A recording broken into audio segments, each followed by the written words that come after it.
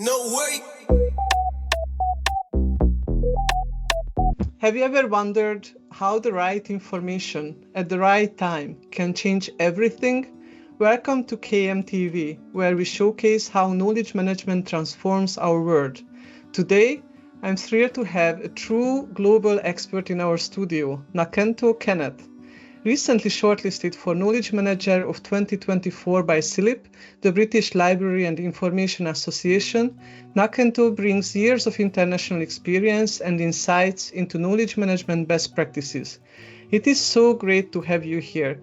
Please share with us the story of how you became a knowledge manager. I was leading the communications strategy of my organization at the time, and due to COVID, we had to change our strategies to adapt to the context of that period, and we started upskilling the skills of staff for them to be aligned with the new strategy of the organization and the communication strategy as well. And so that is when I started getting into elements of knowledge management, starting with capacity building, starting with, okay, we need to have a platform where we harmonize our resources, our documents.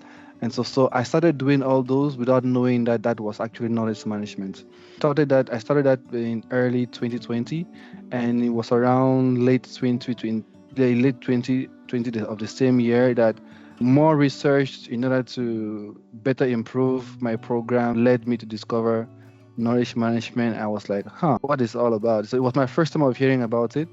Luckily, I got called. I had sent my application with Plan International at the time for a communications role because I was in communications, and they told me, well, according to your CV, we want to propose you knowledge management. And I was like, what's up with that? So I had never heard about it before, and he told me, no, don't worry. If we are judging by your CV, I think it will be fine. So you you adapt to it. So I was like, okay, fine. I've always been the kind of person that is curious, adventurous. If it's new, as long as it won't hurt my mental health or whatsoever, I'm fine with it. So it was with a lot of excitement that I started learning. At that time now, I had to start learning about the theories of KM, because if I'm doing some things that are KM related, but I don't know what it is, now I have the opportunity to get the theory and then blend it with the practice, make it make sense. Yeah, so that's how I started. I got into knowledge management, and did some research. I saw some platforms that I could use, some digital archiving systems that I could leverage on. I wanted the whole organization to know about it, and so we even started a change management strategy at the time. So in order to bring the whole team on board, let them equally know how to use this platform, let them know how to leverage on them. Because we had several programs at the moment, and we're leading programs in 6 African countries. But our programs were had worldwide visibility. Let's say 60% were from Africa, and 40% was a little bit across. And so when we started, because even the way our programs were designed were meant to just, each country will have their events, and it remains there. Maybe you take some photos and write a small article and put it on Facebook to say, oh, we've done this and that. But now we kind of put everything online. I had now to look for ways to get into design learning programs online, have a platform, leverage on YouTube. We had to, lots of work. It was a lot of work, and I even had to increase the size of my team to be able to do all that. Thankfully, I had, and that is why leadership support is always important in management on whatever thing you want to do, because I had the full support of the management to just go ahead and do it. So I just went ahead and I went ballistic, if I could say that. And I was researching, I was doing things, and where I had some failures, I learned. Where I had some success stories, I shared with the other teams, and then it's from there. And what is the success story that you are the most proud of? Especially in that period of COVID, right? That was my most successful period, because I had never experienced that before. I had never been given the latitude, the freedom to do something on my own.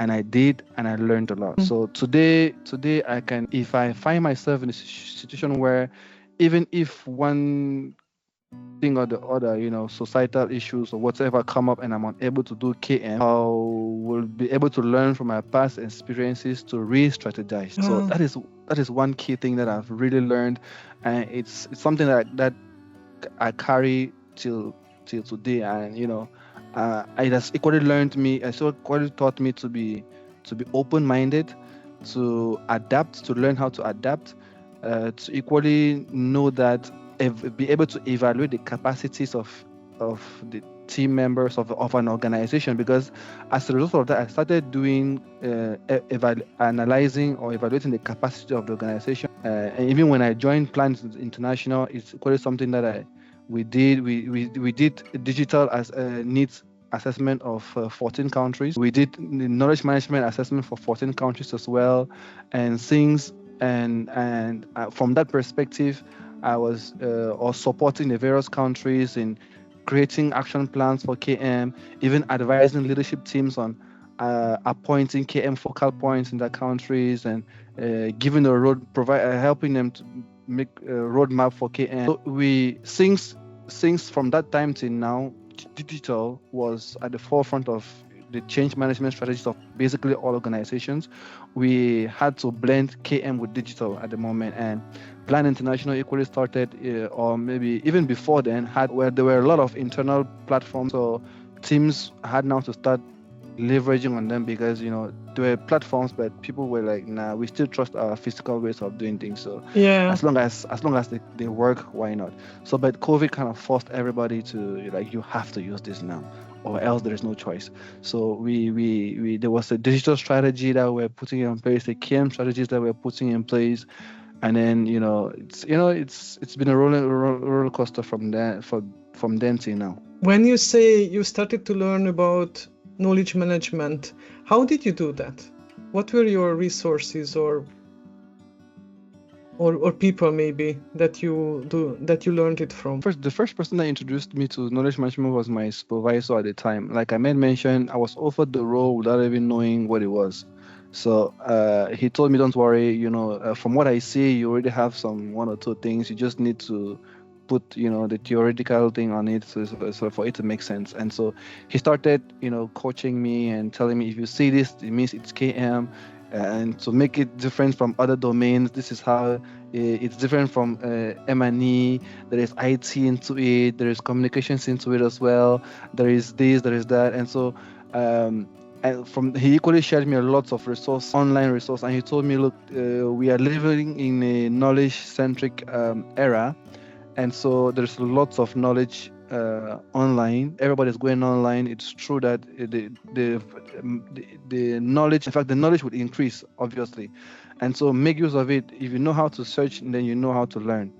So I went on and I started searching. I went on LinkedIn, looked at types of knowledge management, and everybody that had a knowledge management profile, I sent them a connection request, went to the profiles, learning from their content, and I also noticed that lots of knowledge management professionals share content on LinkedIn.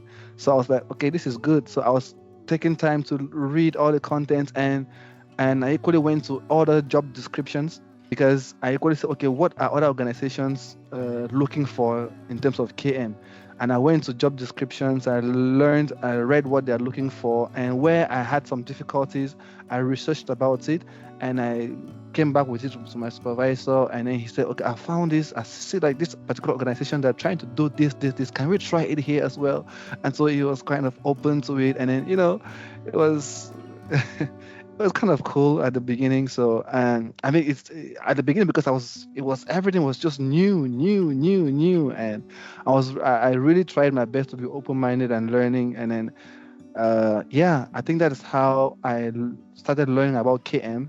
And then 1 year after, to my greatest dismay, I discovered that, well, when I started looking for, at the time when my contract was coming to an end, I was like, okay, let me start applying for jobs or KM now. And then I saw the jobs were very, very limited. Yeah. And and most of the ones I saw, it required European citizenship or US citizenship, which I don't have. So it got me a little bit upset, and I was like, okay, so I need to start making people know more about it. My own self, if you get into a room and you're not offered the table, you create the table. So by that inspired me to create a newsletter. I created a newsletter for KM. I called it Pathway to Comms and KM because I have a communications background. Now I'm into KM. Why not do both? But in my mind, I was really wanting to focus on KM because I already know about comms, and most organizations know about comms. So I started researching and sharing basically the content that I was sharing on my newsletter was basically sharing my experiences and hoping that maybe it helps one or two people in whatever thing they do. And that was just, and there's a lot of I found myself in a situation where I don't want to have a lot of things in my head and I'm unable to share. It's like my head will explode at some point. I have to find a way, an avenue for it to come out, and the newsletter was the channel. This is very inspiring. I met so many knowledge managers in Africa that for me it's surprising that there aren't enough jobs in this area. Do you see this increasing, or is there a change around knowledge management? Yeah, I think it's increasing, and it's a good thing. More and more organizations are saying the need for KM. Even where I am at the moment, when my 1-year contract ended with Plan International, the regional office where I was, supporting 14 countries, and I went back to the previous organization because I had started lots of things, and the person that came maybe didn't see the need for most of those things, and people have different visions. Yeah. And so it was difficult to continue some of the initiatives that I started some back then. So when I told my former boss, look, I think I'm back in the market.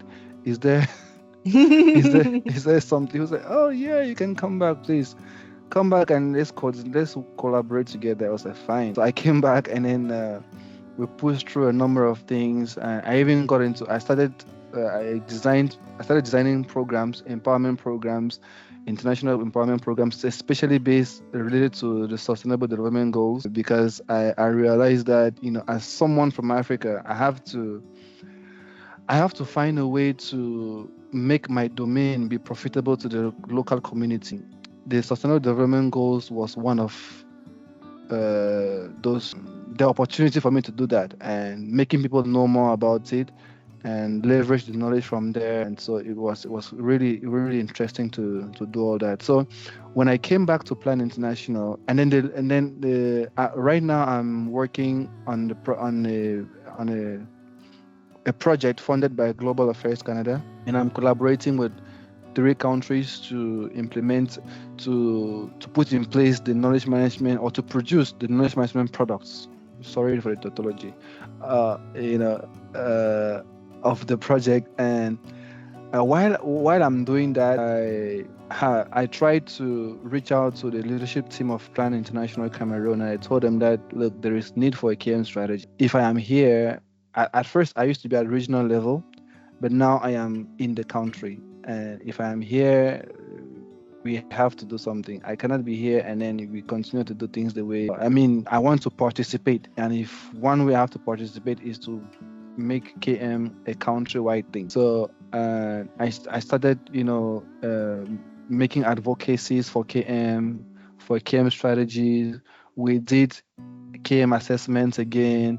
We produced reports. I shared with the leadership team, advised them, created action plan, and I discovered that many people in the organization, more than 200, the staff, still had difficulties understanding the domain, and it's new, and people heard it for the first time. And so I started creating campaigns, internal campaigns, and creating challenges for people to get engaged and to be aware and to equally identify, because people do lots of KM, but they don't know that it's KM, or they do some things that are related to KM, but they don't know.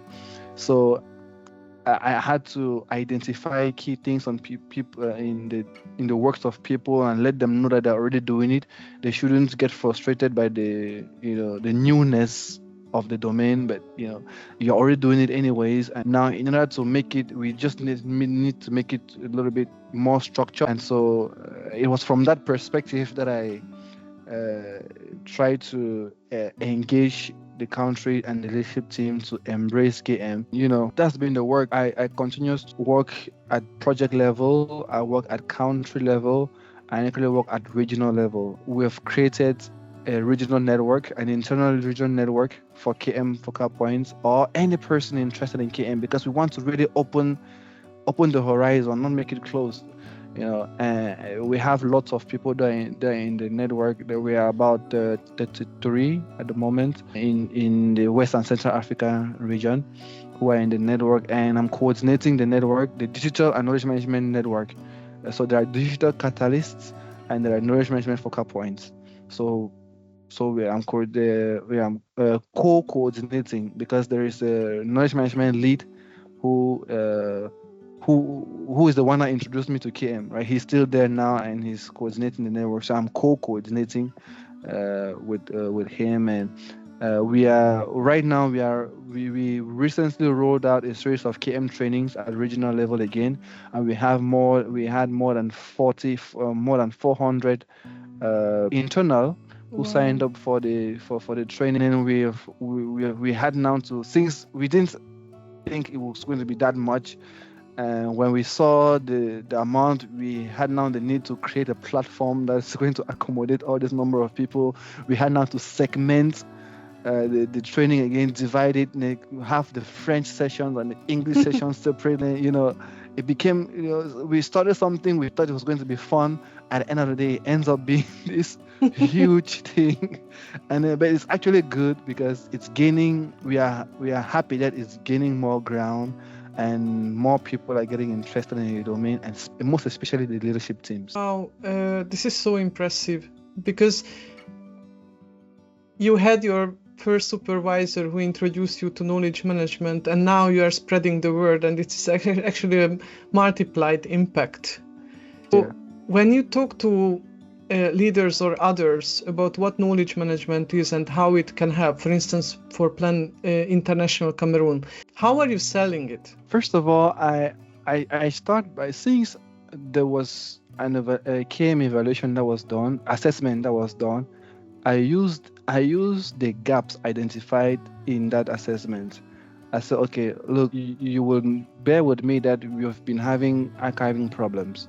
You have been having documentation problems, and so here is the solution to that problem. So I use the problems that they have. So when there is, right now we are working on a new country strategy was produced, where one of the key points is localization, which most organizations are struggling to put in place right now.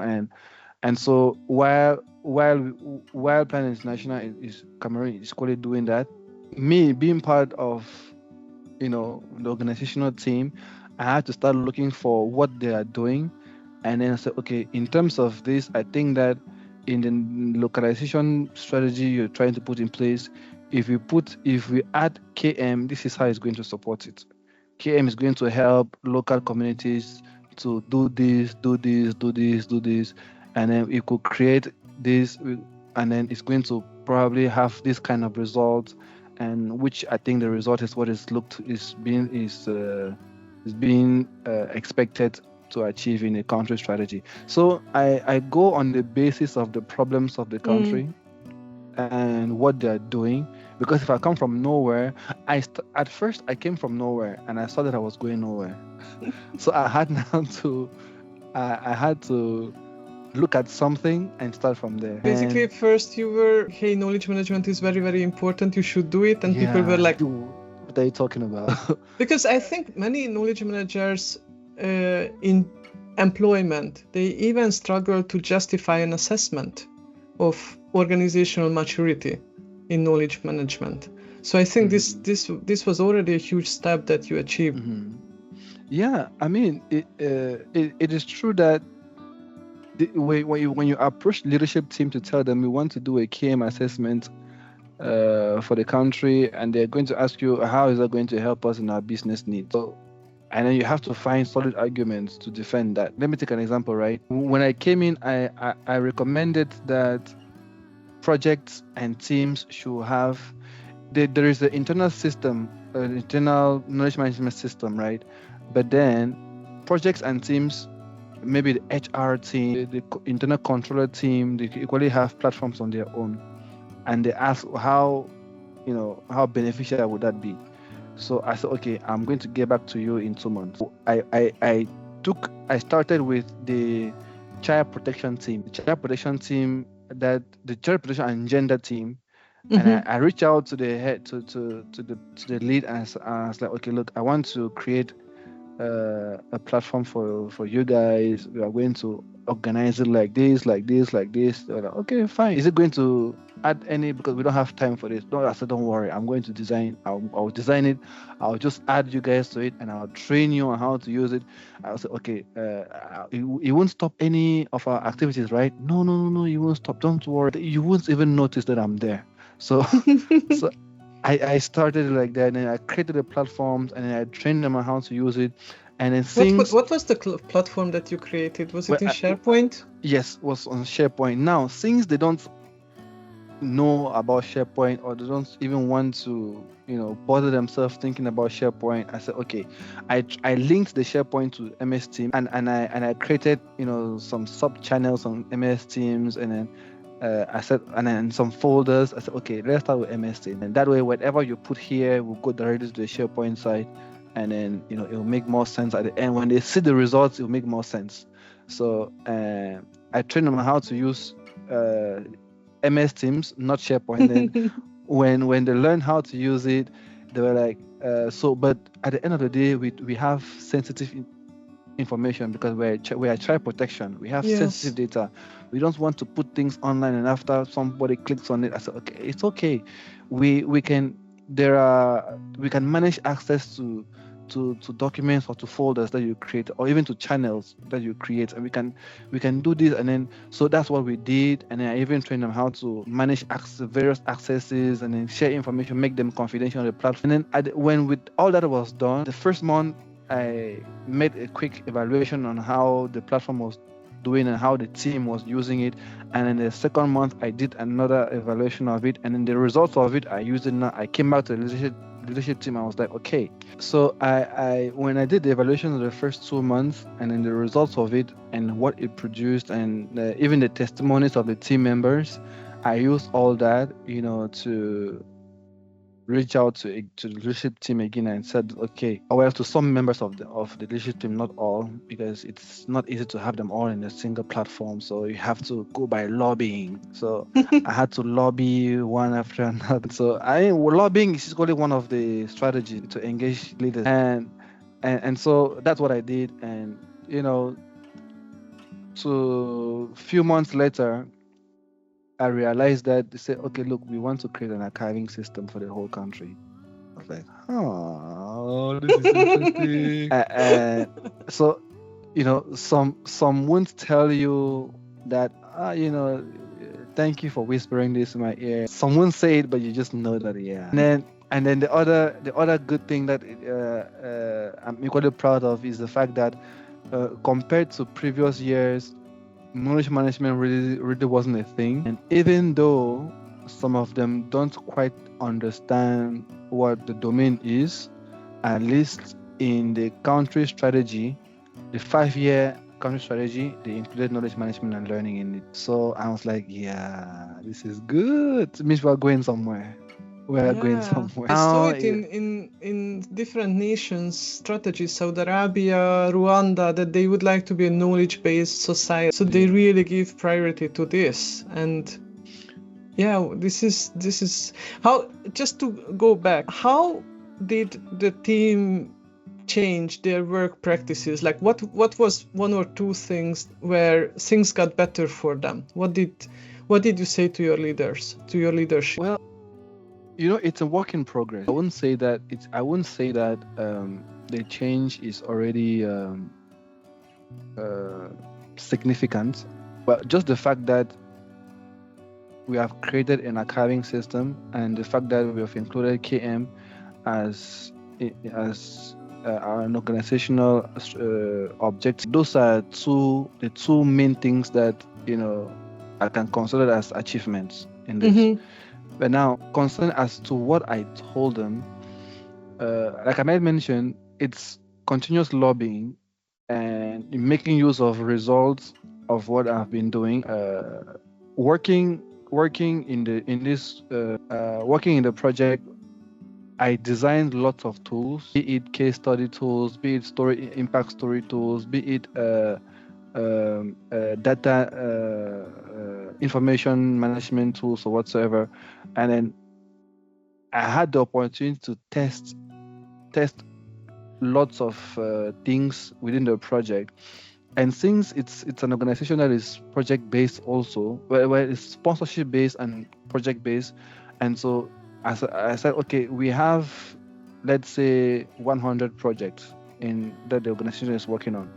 If one project can achieve this, don't you think that other projects should do same? If I'm producing capitalization documents of this project and I'm analyzing how the girl-led programming of the project was done, what are the learnings we got from there? After I'm analyzing how collaboration and partnership was done and what are the learnings from there, I analyzed how, okay, this project, how was it innovative and how can we learn from this pilot? And then we see the results of it, and then we use these capitalization documents to solidify our request for funding in some projects. Don't you think that's going to influence more funders, donors to want to give us money? So things like that. So those are the kind of stories that you just frame it like that, and they were like, okay, how do we do this then? So it's like, okay, now we have to do this. Let's start by having a strategy. So right now we're working on a KM country strategy, and I know that. Okay, so how do we come up with a strategy? Okay, I'm going to produce concept notes, and then I'm going to explain this. So right now that's where we are. So it's a proof that they are listening, and they are paying attention, and they are increasingly getting interest in what KM can bring to them. So when you are lobbying the leaders, what's your strategy? Are you trying to see whether they are interested, like they are data focused or people focused or process focused, and you say, okay, these are the things that KM can bring you? Or like how do you approach lobbying? I know that the leaders, they are leading different domains or department. For instance, when I reach out to the human resource and organizational development manager, who is one of the members of the leadership team, I tell her that when new hires come in the organization, they have difficulties being during the induction period. Yes. Getting people to tell them what's happening, it's sometimes the people are not available, they have traveled, they are busy, and so the new hires could wait longer to be oriented. To be oriented on something. So why can't we just create make the different domains, those who are supposed to maybe orientate new hires, we do the orientations on recording, we create a platform, we put them there, we put the contacts there, and then when new hires come, they watch the various videos. If they have more questions, they write directly to the people concerned, and then they have responses. We can put maybe 2 to 3 contacts. Should the first person does not respond, the second person would, and then they go on from there. Why can we just do that, for instance, to shorten that? So when I reach out to the different leaders, I first of all have to understand what they are doing and identify 1 or 2 things for a start. It's always 1 or 2 things, how to better do something. And then if they buy the ideas, then I use them as pilot if they are the first. And if I succeed with them, then they become the success story for the next leader that I'm going to engage. You said that you participate in different projects. What are those projects where also knowledge management contributes, that you can enhance the success of these projects? What are the real life problems that Plan International solves? Well, first of all, Plan International is a child's rights organization. So, and Plan International Cameroon is a sponsorship organization as well, project-based organization. So we have like two main programs: sponsorship and project, and program management, if I so to speak. So from this perspective, we are working to improve the rights of children and equally influence decision maker, to look into the problem of children, especially young girls. So that is I would say what Plan International wants to achieve, because we come from the mindset that in every context or in every crisis, children are the most vulnerable, especially girls. So whatever programs that we are producing, we are implementing, it is centered around that. And there are different areas of global distinctiveness that gets into play. There is child protection, there is gender equality, there is education, there is economic empowerment, there is governance, and many more. So even human rights. So, and we are even trying to get into climate change, because some of the communities where we work in are equally impacted by climate. For instance, the region where I am, I earlier mentioned to you, right now we are in one of the coldest periods, and it is 34 degrees right now. So, so you can imagine. Today is 1 degree in The Hague, so I'm really blown away by this number. 33 degrees difference between you and me. So and you see, we see that, for instance, climate change has a huge impact on the quality of our program, and so we get into that then in order to. So here we are a child's rights organization per se, and then all our work is centered around that.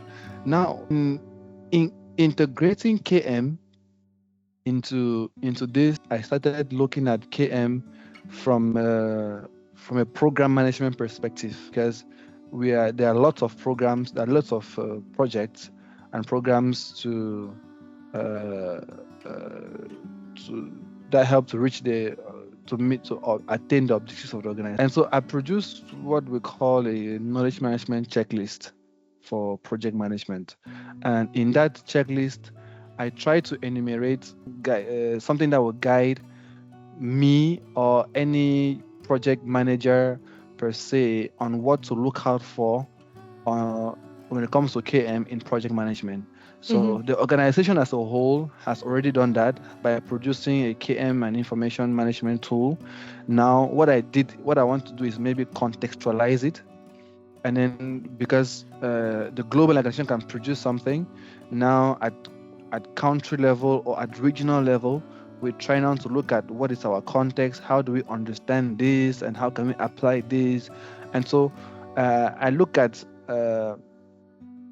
the various project life cycles in project management. I said, okay, here in Plan International, we have 5 stages of project management: the idea stage, the design stage, the planning stage, implementation, transition, and closure. Dear team, here is what you do in the idea stage. We are going to do this, do this. So I try to highlight those key things to make the thing more simple to understand. That, okay, in the idea stage, this is what knowledge management wants you to do. In the design stage, this is what you should do in terms of KM. Now that you're in the implementation stage, you should probably have this. So that's what I try to do, and it equally helps me. Equally helps me to embed knowledge management in the project that we are running at the moment. So that is that. That is very, very interesting. How did you promote knowledge management for people that hundreds of people signed up for your course? Like Yeah, well, what does attract people to attend your course? first of all, curiosity. There's aspects of curiosity. Okay, there at the regional level, the KM lead and myself, we have been coordinating. We have been having some KM initiatives and learning initiatives that we put it under KM. And there's what we call learning without borders. And then so we we make sure that we identify key aspects of learning, and then we train or orientate staff in the region on all those, and we have been doing that for years. And then there are many other initiatives that we are running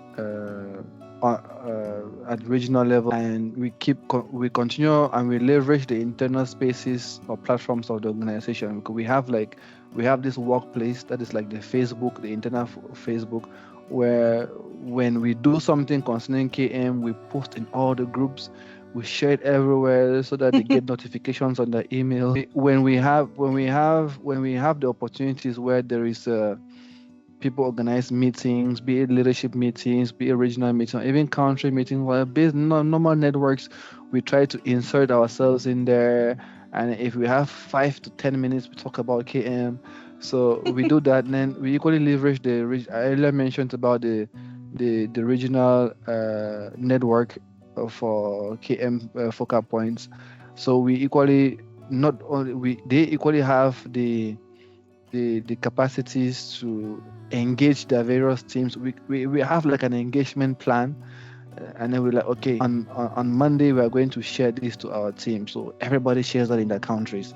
And then just to get the people have that in their head, even though they don't know what it is, you just get it in their head. And then we there's equally lots of content development strategies that we put, especially SEO, because we use the kind of words that the team are acquainted to, for it not to sound strange in their ears, for it to be familiar. I ran a 1-month campaign for KM, looking at key aspects of interventions of KM, and leveraging WhatsApp, internal WhatsApp groups, Teams groups, SharePoint groups, workplace groups, network, and even group emails, and then shared massively the contents. And then we made sure that the focal points in each country reach out to the leadership teams and get the leadership buy-in. And so the leaders were the ones that we made them engage the various teams and to sign up. Please encourage them. For example, you see this particular content, share it with them. And if they are the ones that share it, it makes more sense and it calls for more engagement rather than we are the ones doing it. So we provide them the contents to make people be more curious, and then when they see that it's something from someone from up there that shares it, they are encouraged to sign up. And we thought that maybe, because usually when we run the Learning Without Borders learning or experience sharing sessions or other KM initiative, we have, those are the strategies that we used. And we know that in most of our learning initiatives, even at regional level, we used to have, if it's too much, it's 80 participants in learning initiatives. So we were hoping to have that amount approximately, because if that is the amount, then we're going to just create one small group, and then we're going to roll out the training, and then we left the portal open to 1 full month. The first week we had kind of like 5 people. The second week we told the focal points that please engage again your leadership, engage them again, let them make follow-ups to the team.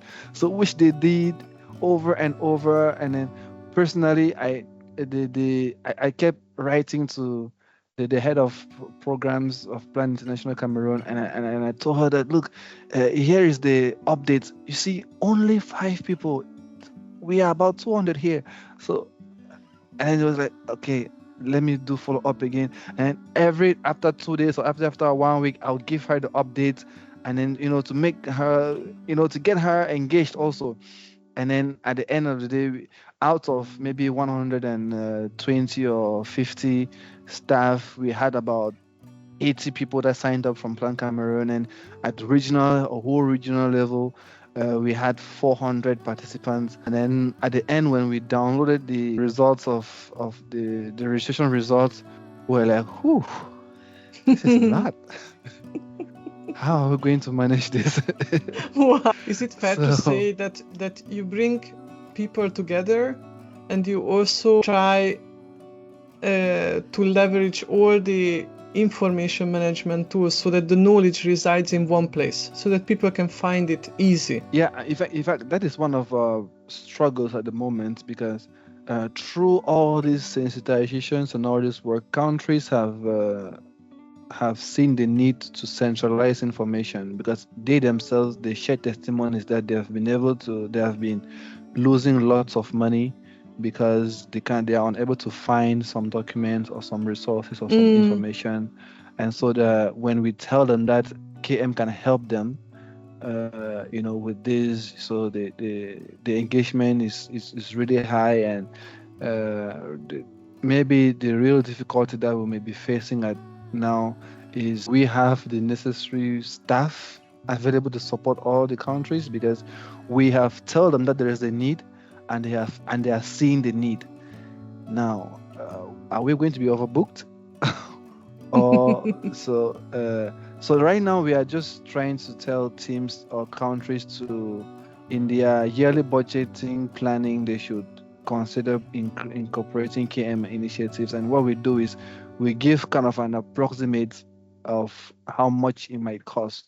Since you want to do capitalization workshops or learning initiatives, this is how much it might cost. If you are looking to hire a KM specialist or KM person, depending on where you want to put them in the organization, you kind of just support by giving ideas, I would say, to various teams and what they could do depending on the need that they come with. The whole world is in AI frenzy. Do you use any AI tools in your day-to-day work? Well, the only AI tool that we have is maybe what we call Copilot. But apart from that, the organization, especially the digital team, has advised countries to be cautious on AI, because it's everywhere and you don't know what organization is behind it. And we are a child's rights organization. We are dealing with a very vulnerable group of people. Not that easy to use AI to treat the data of vulnerable persons. So we treat gender-based violence cases all the time. And then we don't want to use, we are very particular on using AI, because the digital team is still working on that. If not to look for the right organization to adapt or create the internal AI system. Okay, you don't because Copilot is a Microsoft product, so you don't have the same reservations about Copilot, that it ends up with Microsoft and it is going to be misused or anything like this? No, we don't have the same, we don't have that worry, because the licensing of Microsoft that has been bought is, the team is the one that manages it. So, and the team, especially at the global hub, if I can call it servers, exactly. of all the data that comes in, and we, with the subscription that we have ownership of it. We can manage it. So the only difficulty that might come is if there are more interesting AI tools out there, right? More effective than what Office offers, but we don't just want to jump in because it's good. If we're working with adult programs or entrepreneurship kind of stuff or leadership things, yeah, why not? We can look for external tools, but since we are working with children, it's difficult. There are even some times that us internally, there are some information we are unable to get because of the sensitivity of Yeah. this information, and so it's a lot of work. I was developing some case studies, and I conducted a series of interviews of children, and I wanted to look for a fast tool that would help me analyze this, and they were like, and I searched for external tools. Well, the ones that I've been using in my previous organization, they're like, no, and we know that this particular tool is good. We know, but we have not yet been able to confirm, because if we want to work with with a tool, then it has to be a real partnership. So it's not like, if we want to work with WhatsApp, maybe it should be a real partnership. Yeah. If we can't secure that partnership, then we don't want to venture into it, because there is no accountability. How do you see knowledge management in Africa? What is the future of knowledge management? And what is Yeah. maybe the main topic? Is it sustainability or digitalization, or like, how do you see that? For me, I can't even talk about digital with KM in Africa, because we are still learning on the platforms. We have the African population is not fully digital. Just a small percentage of us are using digital tools. Even the social media that is very common, not even a half of the population of Africa uses social media. So we cannot talk about digital to a continent like that, except for specific organizations that are already advanced, or some countries that are already advanced. Countries like Nigeria, Rwanda, Kenya, or even Cameroon or Ghana. There are some countries that are already, even countries of the Maghreb region, like Egypt, and those, they are a little bit more advanced. Even South Africa, we can talk about digital and KM in those countries. Other countries, yes, but the percentage is still low. And for me, we need to sensitize on KM using evidences. We need to start sensitizing on KM using how, or if we want to sell it, we have to use how it's going to help the local community. So, for instance, I am in the northern part of Cameroon. Network sometimes here is really horrible. At the beginning of our session, I had to switch to two network providers and 3 devices to be able to have this stable internet that we're having at the moment.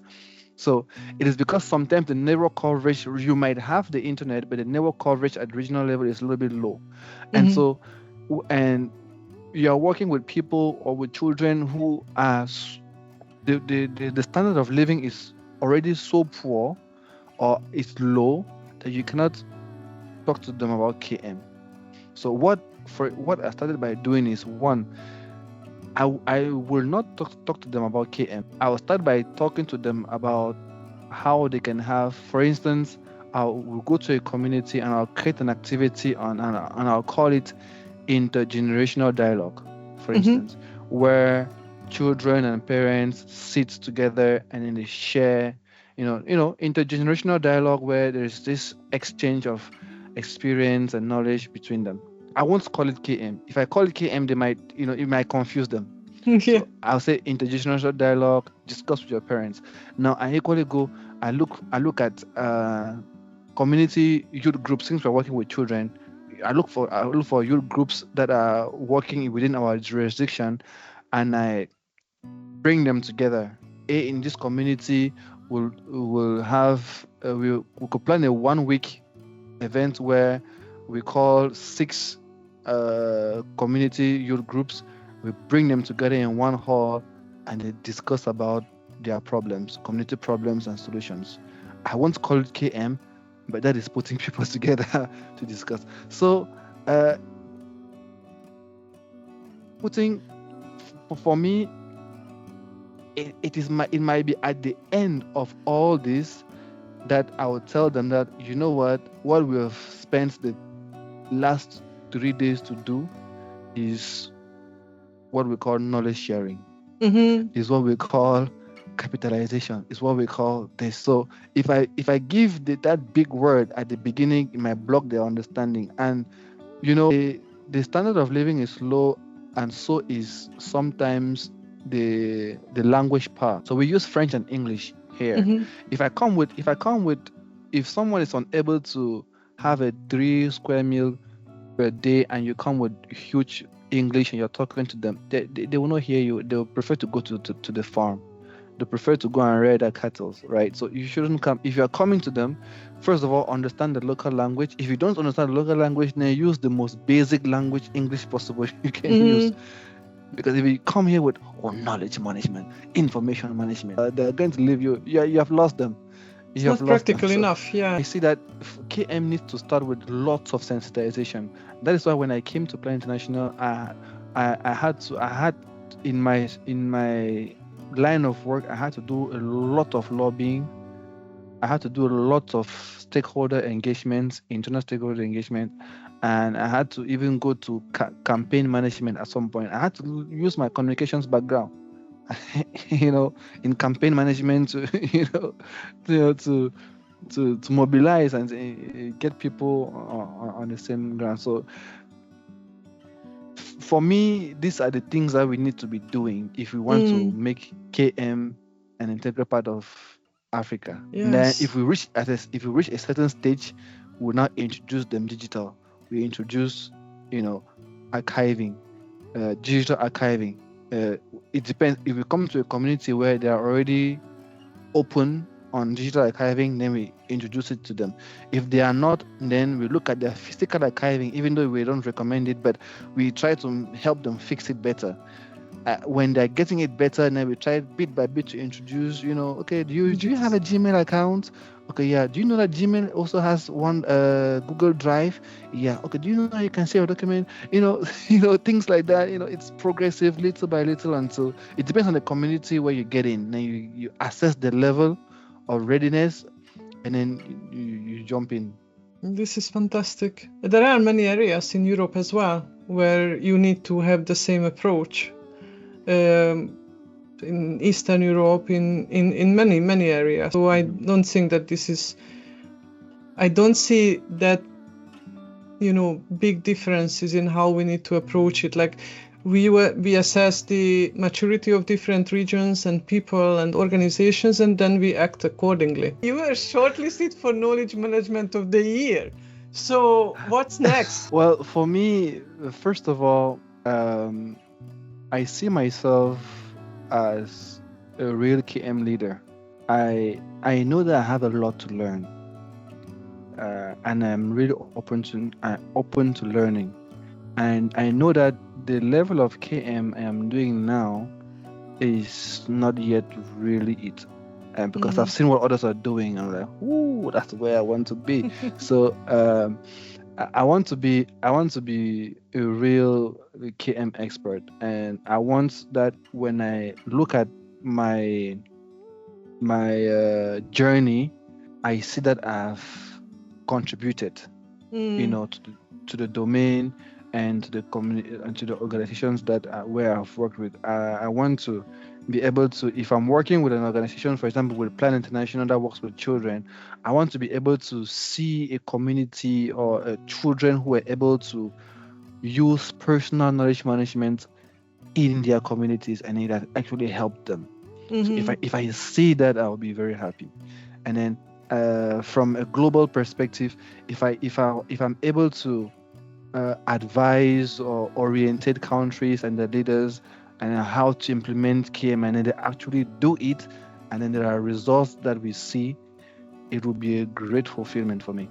So I think that is really what I really want to do, and irrespective of the platform that I have, I'm going to use it for that. Except maybe afterwards there is, you never say in life, you never know, right? Except there's something else that comes up, that is really what I want to do.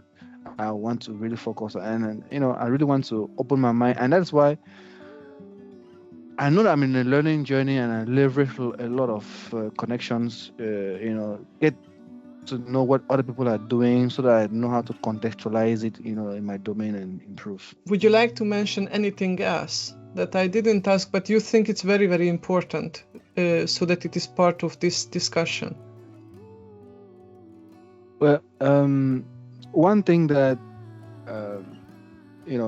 if any person falls on this discussion, and one thing that I really want them to know is that, like I earlier mentioned, we are in an era where knowledge is at the center, and there's lots of knowledge from people and from programs of what people are doing.